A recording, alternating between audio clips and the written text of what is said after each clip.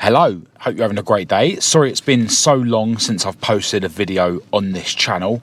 I have been really busy, but that's not really a valid excuse if I'm being honest with myself. I have sort of found recently that I keep falling into the trap of not doing things like posting on this channel when I feel like it's not the perfect time, or if I have an idea that I think will be good for a video, I don't end up making that video because I feel like the idea isn't good enough, or I haven't thought about the idea enough.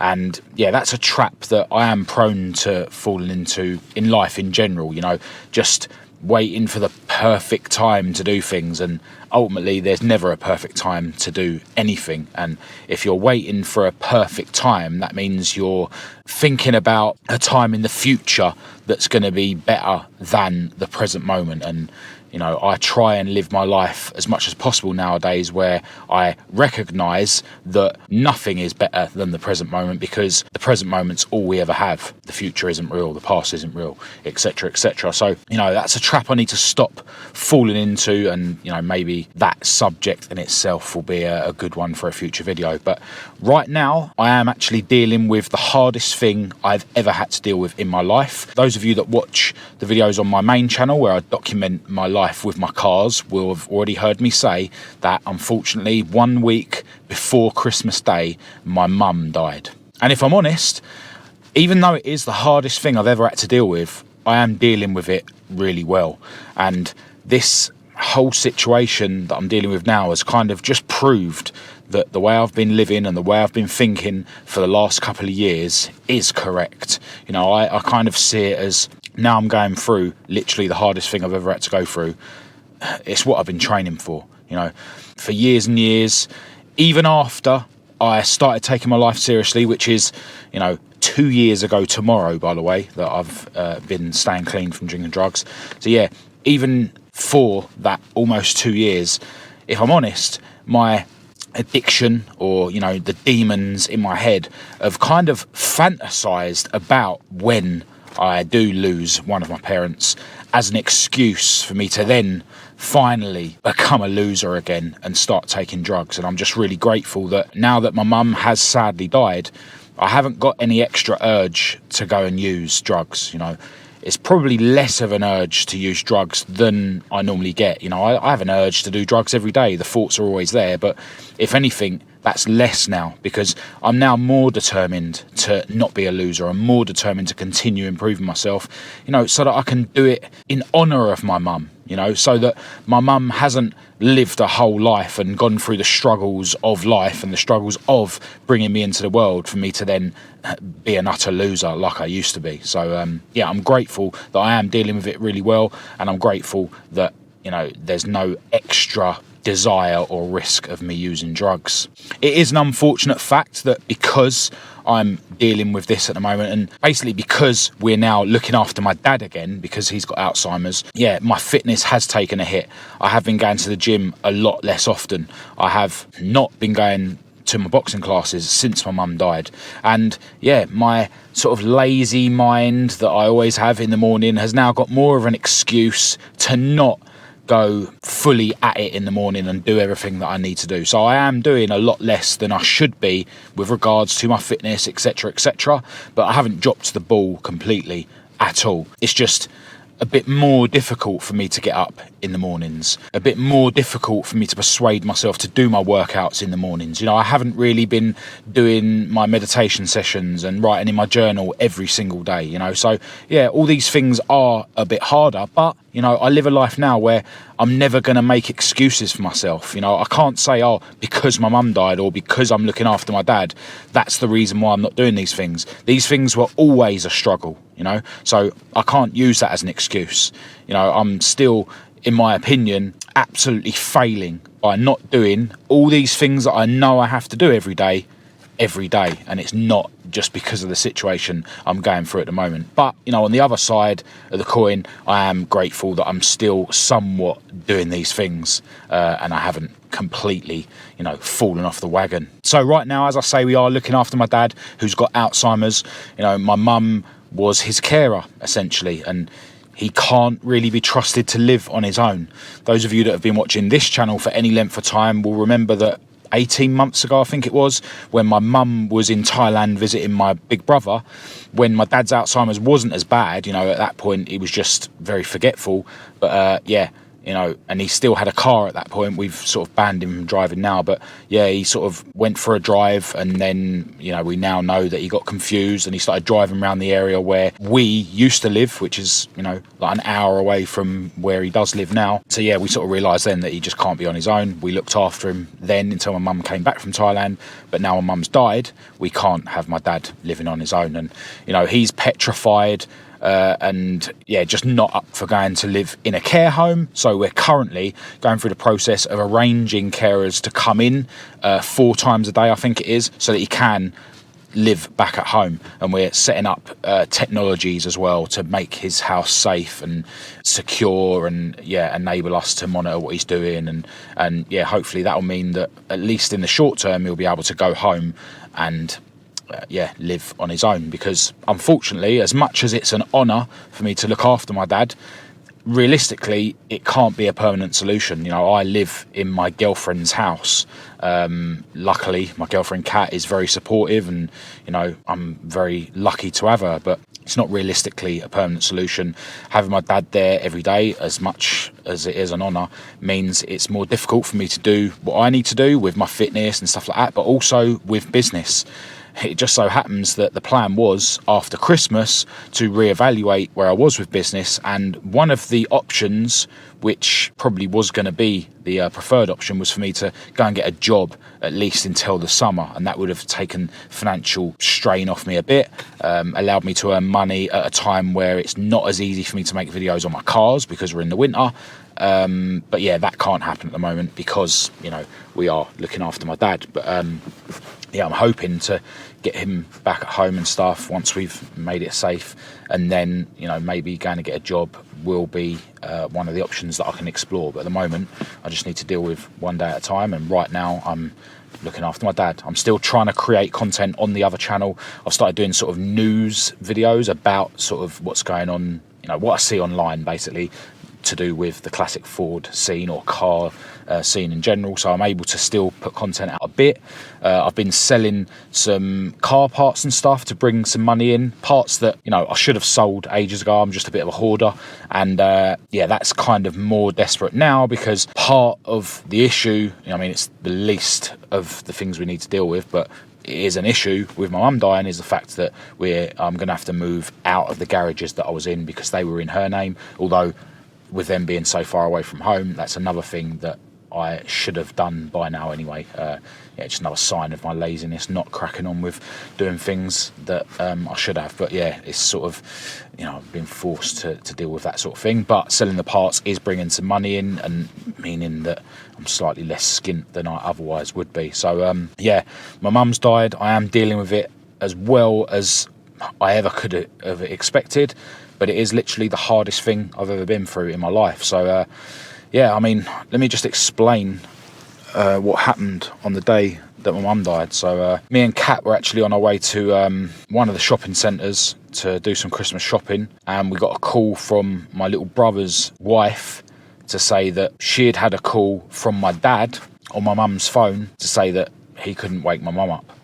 And at that point I was driving, and I remember just instantly getting a knot in my stomach. Like, in my mind, right then, I knew my mum was dead. And having a mum that is 78 years old, as she was, it's something you always know is coming, right? You know that call is coming at some point. If I'm honest, in that moment, I knew that my mum had died. And I just went straight into this mode where it was like, right, literally thinking to myself, this is what I've been training for, and just reminding myself that being a man is all about dealing with hardship and dealing with pain and getting through it. And I remember sort of, I was driving, I remember saying to Kat, like I'm not with it. I remember like a couple of times it just felt like a bit dangerous for me to drive. So we pulled over into a services and Kat took over. And obviously we were heading to my parents' place, which, because we'd sort of started travelling in an opposite direction was an hour and a half or more away. A little while longer, I got a call from one of the paramedics that were at my parents' place who confirmed that my mum had died. And you know, that, I'm not going to say it didn't hit me. It was then sort of reality. It really did hit me. And you know, the knot in my stomach just got even worse. But because I kind of already knew, it was just confirmation of it, really. And the paramedic sort of informed me that he had already informed my brother, and that my brother was upset and said that I should bring my brother. So that's what I did. And I just went into this mode where my main concern was to make sure my brother and my dad were all right. You know, it was my duty to make sure my brother and my dad were all right. You know, as my dad's eldest son, it was my duty to make sure him and my younger brother were all right. And it's a long drive when you know you've got an hour and a half before you can sort of get to the destination to start carrying out what you consider is your duty, all whilst you are internally being upset that your mum's died, but then also sort of not fighting that feeling, I wouldn't say that, but sort of accepting that it's the reality, and accepting that, this is what being a man's all about, and this is what, you know, being someone that's actively trying to improve themselves is ultimately, you know, it's what you're trying to make yourself able to deal with, isn't it? Everything in life. That's the whole point of self-improvement. It's the whole point of, you know, being clean from drugs. It's all about not running away from your problems. It's about facing them head on. So that's what I was literally focused on. And I remember allowing myself to sit in the pain, you know, just allowing it to pass through me, which is something that I've seen people mention online about, you know, sort of dealing with your problems and not escaping them, you know, allowing that like pain to run through my body and feel it, rather than wishing it wasn't there or trying to hide from it. But also focusing on, you know, this ain't about me, this is about making sure my brother and my dad are all right. And one thing that's worth noting with the knot that was in my stomach, I remember thinking to myself that it's exactly the same as the knot that I used to get when I was using cocaine. The knot, the sort of anxiety that makes you want another line. And towards the end of me using cocaine, you'd do a line and, you know, a few minutes, 10 minutes later, you do another one, and you're just doing them like, you know, really often, like ridiculously often. And it's not that you're not high and you're like craving another line. You are high, but instantly you just have that knot in your stomach that you think the drugs are going to take away, and they sort of do very momentarily. That knot in my stomach was exactly the same as this knot in my stomach that I had on the day that my mum died. That was just something that I sort of noted. But even at that point, there was no desire for me to use drugs to make it go away, because I was determined to sit in that pain and accept it and face it. Anyway, eventually I got to my parents' place and went in, and then like my mum's body was still in her bed. The paramedics had sort of made her comfortable, as they put it, which I kind of thought was a bit weird, because, you know, she's dead, how can you make her comfortable? But I get that's just the language that they're sort of trained to use or whatever. And I was just making sure my brother's all right, making sure my dad's all right. All right, so just interrupted by the police, who have seen me sitting in my car in a dark corner on the street because, you know, my dad and Kat are at home. I did try and make this YouTube video earlier, and I just didn't want my dad to hear me talking about him. Part of his sort of condition, you know, sometimes he's a bit agitated and paranoid and stuff. So, but anyway, where was I? So when I got to my parents' place, my mum was in her bedroom, as I say. Me and my brother and my dad were in the kitchen. We just decided to allow the paramedics and stuff to have the front room and be comfortable and whatnot. And, you know, I was just really grateful for what they were doing and whatnot. Eventually, like, the police come and they had to do whatever they need to do, whatever formalities, and eventually the people came to take my mum's body away. And I just decided that I wanted to be in the garden when that happened. I just didn't want to see any of it happen. They obviously gave me the option if I wanted to see her, but I've decided I don't want to see my mum's dead body. That's where that was. And then, once all that was done, we obviously had to sort of think how we're going to deal with my dad. Me and my brother both decided we can't leave him on his own. And my brother stayed with him that night whilst me and Kat went home to arrange our spare room so that he can come and live with us. And he's pretty much been living with us the whole time. My brother is sort of taking him whenever he can.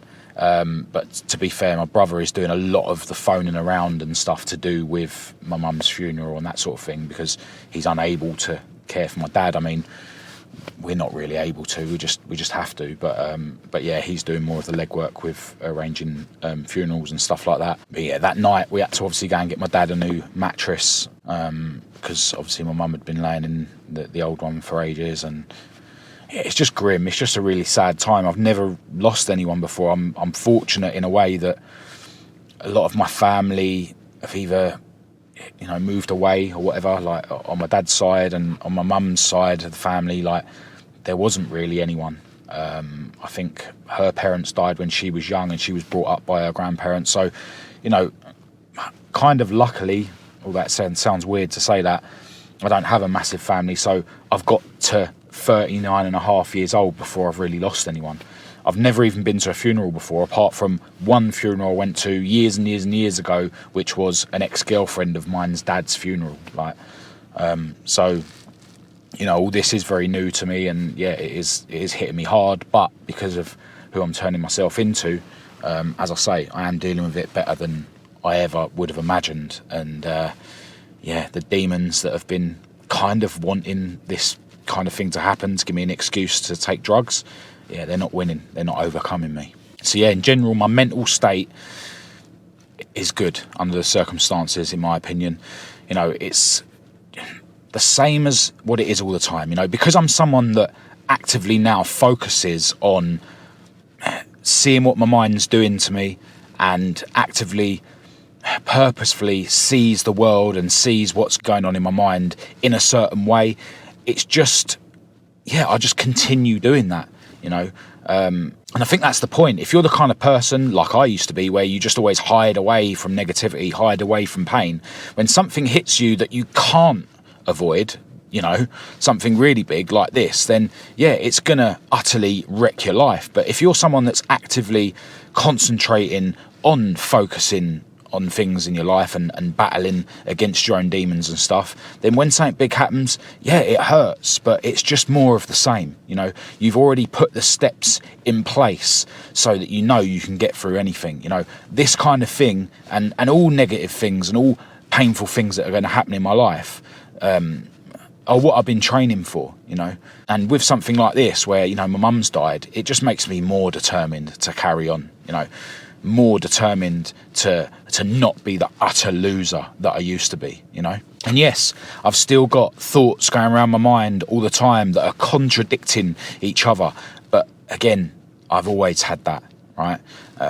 So the answer is still the same: to accept that everything that's going through my head, is just thoughts, and to bring myself back to the present moment and just deal with one thing at a time, deal with the now. And that's what I intend to carry on doing. I have inevitably been having thoughts where I'm kind of looking forward to when we don't have to look after my dad anymore, looking forward to when we have got him back at home, where I can then focus on my fitness and get back on track with everything. But then I always do have to keep remembering that, that future reality isn't real. The now is all that's real.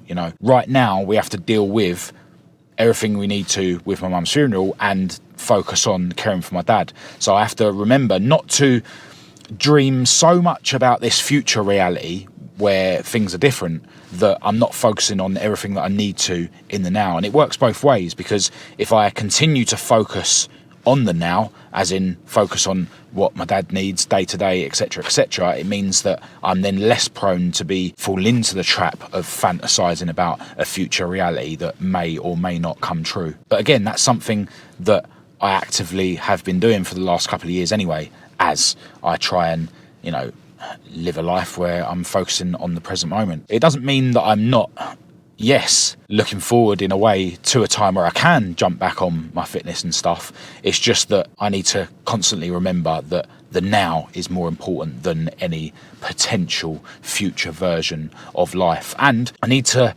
do what I can now, because I can still focus on my fitness. I can still do things. If I allow myself to fantasize too much about this future reality where I'm freed up more, that will just turn into an excuse for me to do nothing now. And that's the point. It's all about focusing on what I can do now rather than focusing on what more I'll be able to do in the future, if that makes sense. And look, I do regularly have thoughts that are trying to tell me that I'm not capable of dealing with what's going on at the moment, but they are just my demons trying to drag me down, and because I know that my thoughts are only my thoughts, I'm determined to not let them overcome me. And saying I'm determined to not let them overcome me makes it kind of sound like more of a battle than it actually is. It's not going to overcome me because I'm better than that.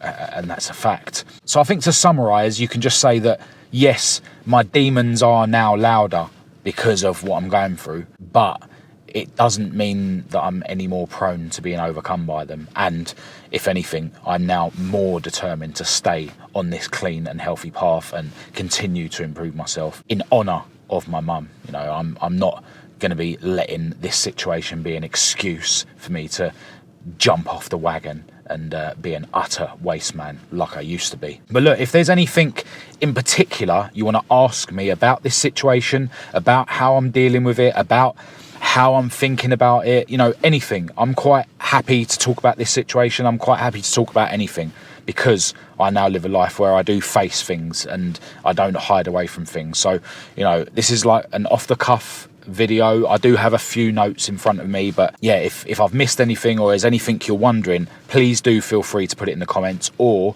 just drop me an email if you'd rather talk to me in private.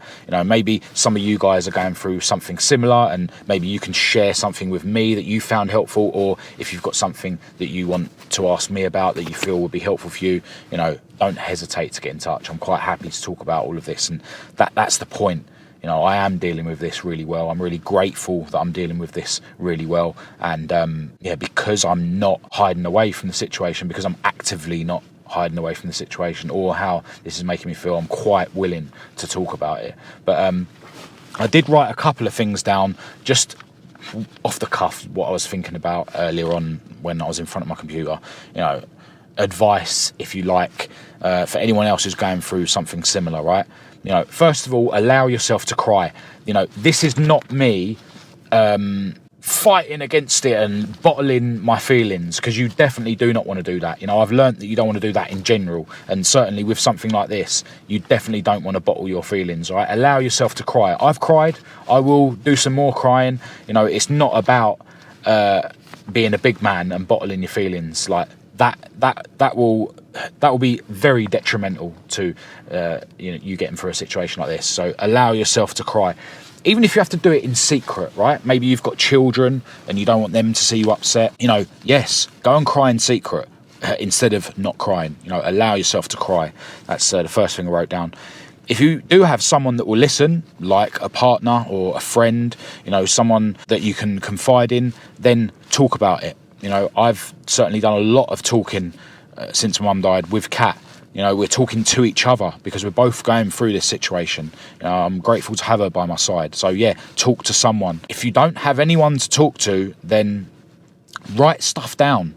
Talk to yourself, or go and talk to someone who's, professionally in that sort of thing, a counsellor or whatever. Just talk to someone. So that's key, very key. Other than that, continue to focus on your physical health as much as you can, because just like in everyday life and with everyday stresses, just like when it comes to addiction and things like that, focusing on your physical health is going to help your mental health 1,000,000 times, right? So this is the same. Yes, you might not feel like going to the gym as often. You might not feel like working out as often. You might want to eat junk food or whatever, but that's just your mind trying to escape from the situation. Focus on your physical health, right? Accept that you might not be able to make yourself do as much, but do something. Keep exercising daily, because it'll be a massive help, just like it's a massive help in any other situation in your life, right? And I've put here, try not to indulge in bad food, drink, drugs, etc. Don't allow yourself to indulge in things that are basically you trying to escape mentally from the pain, because any temporary escape from grief, you know, whether it be through drink, drugs, sugary foods, or any other way that you are escaping from the reality, you know, you're not escaping from it. All you're doing is delaying it and multiplying it. So remember that, you know, yes, I still love a biscuit binge every now and again. I did before my mum died, and I probably always will do, right? But, you know, I sort of acknowledge when I'm doing it too often, and it's clear that I'm just doing it as a way of escaping reality, right? Don't indulge in things just to escape from reality, because you're not escaping from it, you're just delaying it and multiplying it. And I've wrote here as well a little cue to remind me to mention something that Tristan Tate said. I think he said it multiple times in various podcasts. When him and Andrew Tate lost their dad, right, the way that Tristan put it was something along the lines of, look, some people, when they lose a parent, they'll just go and get wasted on drink and drugs or whatever, go and do stuff to escape from the situation. And the way Tristan Tate put it is this, right? It's gonna hurt anyway, right? So you can either let it hurt and go and drink or take drugs or do whatever to escape from the situation, which again isn't escaping from it, you're just delaying it and multiplying it, and then you're still going to have to deal with the situation, right? You'll be less able to deal with the situation, right? That's one option. Or you can be in a situation where it still hurts, but you continue on trying to turn yourself into the best human being that you can. The way he put it is, you either be in a situation where it hurts, yes, and you be a loser, or it hurts, yes, but you continue to turn yourself into a millionaire. So you're going to go through it anyway, and it's going to hurt anyway, so you may as well go through it and have it hurt and come out the other side still a better person than when you went in, rather than being a worse person than when you went in. And I think that's really key, and that's something that I'm certainly trying to hold on to. You know, as I've already mentioned, this isn't an excuse for me to jump off the wagon and drop the ball. This is a reason for me to not do that. This is a reason for me to, you know, become an even better person because of it.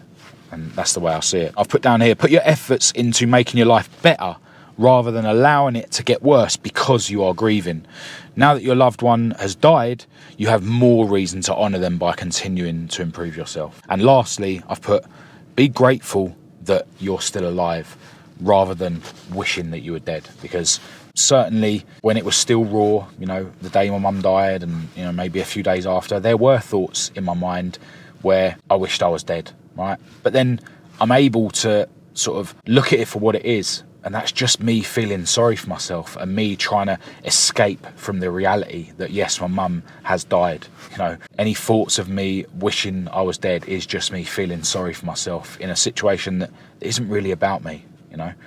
I should be grateful that I'm alive, you know. Yes, my mum's died and it is very sad, but I should be grateful that I'm alive because life's beautiful, and that's the best way to look at life, you know. There was certainly thoughts when, you know, soon after mum died, my mind's trying to drag me into past events where I wasn't the best human being that I could be. You know, it's you know, trying to remind me that I was a rubbish son back in the day, where, you know, remind me of the times where I have been a rubbish partner to my girlfriend. You know, these are just thoughts that are trying to bring me down. You know, they're not real. It's taking me back to a dark past, and the past isn't real. The now is all that's real. And yeah, there's no excuse for me to wish that I was dead just because my mum's died, and there's no excuse for me to wish that I could escape from the reality of that by, you know, going to get high or being a loser like I used to be. So but yeah, as I've already mentioned in this video, tomorrow is 2 years clean for me, which is amazing. I've got to the point now where I don't want to say it's not a big deal for me staying clean, because it is, right? But, you know, as time goes on, I wouldn't say it gets any easier. The thoughts are still there, and if I allow myself to indulge in certain thoughts, then I will just go and take drugs. So I have to, you know, constantly acknowledge that it is a big deal, But I'm grateful to be in a position where I am now, where I've overcome those thoughts so many hundreds or thousands of times, that, yeah, I truly believe that they'll never overcome me as long as I carry on this path that I'm on. And, you know, with the sad passing of my mum, I've kind of proved that I can handle anything, and that, you know, I deserve to not go back to those dark times where I was living like a loser. But yeah, I really do need to stop talking myself out of doing things in general, including making videos for this channel. And yeah, stop persuading myself that any idea I have for a video on this channel isn't good enough, because, you know, this channel has done a lot for me, certainly in the early stages of me being on this successful clean spell. And I know that there are people out there that find these videos helpful as well. But as I've already mentioned, if there's anything you want to ask me about to do with this situation, or anything to do with mental health, staying clean from drinking drugs, or, you know, anything that you think that my response would be helpful to you, don't hesitate to get in touch. You know, you can get in touch through Facebook, through Instagram, through email, or just drop a comment below this video. But yeah, I'm going to wrap this video up for now. Massive thanks to each and every one of you for tuning in. And yeah, I wish you good luck with whatever you're trying to do in your life to continually improve. Thanks.